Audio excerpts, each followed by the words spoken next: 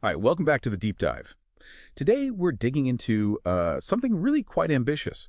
It's a proposal for a totally new global financial system.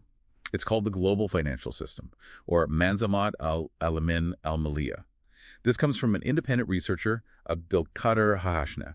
Latest update, July 17th, 2025. And they're not talking small changes here. It's described as a, quote, factory reset for the global economy. So let's try and unpack what this huge vision actually involves. Yeah, it's definitely thinking big. And the starting point is really interesting. It proposes this global union of banks, but one that tries to blend, religious principles with modern tech.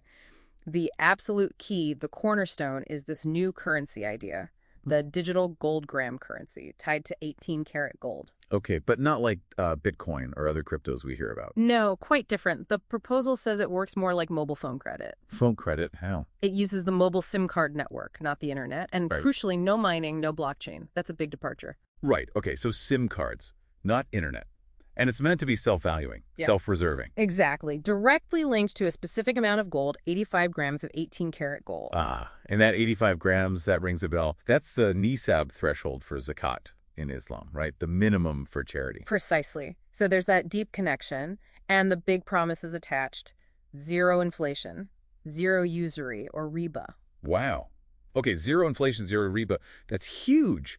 But then it evolves. Yes, that's the next step. This digital gold currency is apparently designed to then become a digital time currency. A time currency. What does that even mean? Well, the concept is converting that gold value into time. For example, taking the 85 grams of gold and dividing its value by, say, the number of hours in a Hijri year. Okay, converting gold to time. And why do that? The claim is this makes it truly inflation-proof because the balance, the value, is effectively burned or consumed when you use it.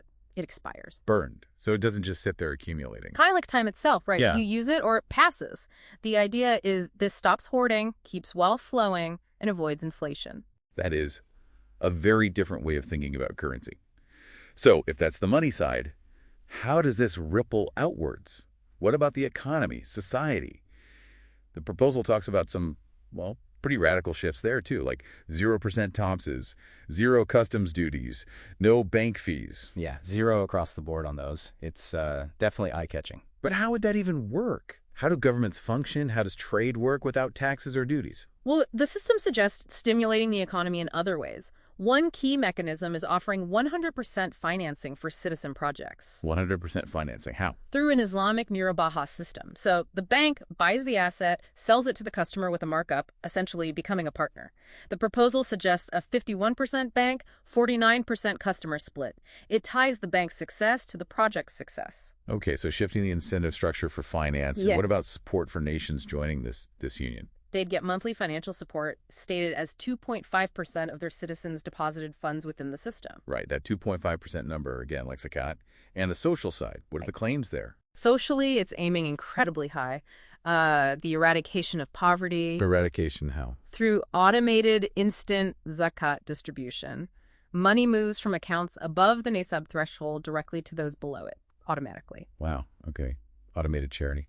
What else? A unified salary scale, also tied to gold, with a maximum salary equivalent to that 85 grams of 18-karat gold, Maximum salary cap. tied to the zakat threshold, yeah.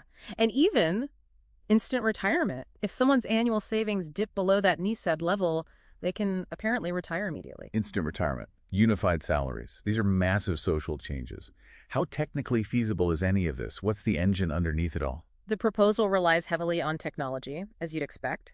Artificial intelligence is key for managing the wealth distribution, the zakat, the accounts. AI managing finances on a global scale. And security. That must be paramount. Absolutely. Transactions are secured using, well, comprehensive biometrics, not just fingerprint. From those fingerprints. Oh, yeah. Fingerprint, eye scan, face recognition, voice print, even potentially blood analysis and movement patterns. Gate analysis, maybe? The idea is to eliminate paper documentation entirely. That's intense, full biometrics. And you mentioned the network earlier. It's not on the regular internet. Right. It operates on its own secure communication network via those mobile SIM cards, separate from the public internet, aiming to dramatically cut down risks like hacking. An off-grid financial network, essentially. Yeah. Okay. So obviously this system is positioned as a major disruptor. Hugely disruptive. It basically predicts the end of traditional banking as we know it. By removing interest and fees, you remove their main profit engines. So it takes direct aim at the current system. And how does it stack up against other digital currencies, in their view? The claim is that this time currency is fundamentally more stable and valuable because it's rooted in something tangible time derived from gold, unlike, the volatility we often see with purely virtual currencies. So it's about redefining wealth itself, moving away from just accumulating vast sums. Exactly. Shifting the measure of prosperity from, say, being a billionaire to achieving and maintaining that zakat nisab level. It becomes the benchmark of financial well-being. And the proposal even suggests this could be a massive opportunity for certain nations, right? Like Qatar. Yeah, it's pitched as a chance for a nation like Qatar to become the global capital for this new financial system. A stable, sustainable future potentially beyond current development goals. A whole new global financial capital based on these principles. Yeah. Okay.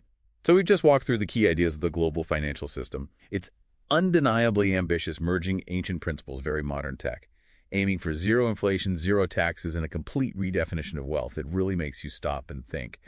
What would it actually mean for you, for society, if wealth wasn't measured in abstract numbers, but tied directly to time and to this principle of giving back?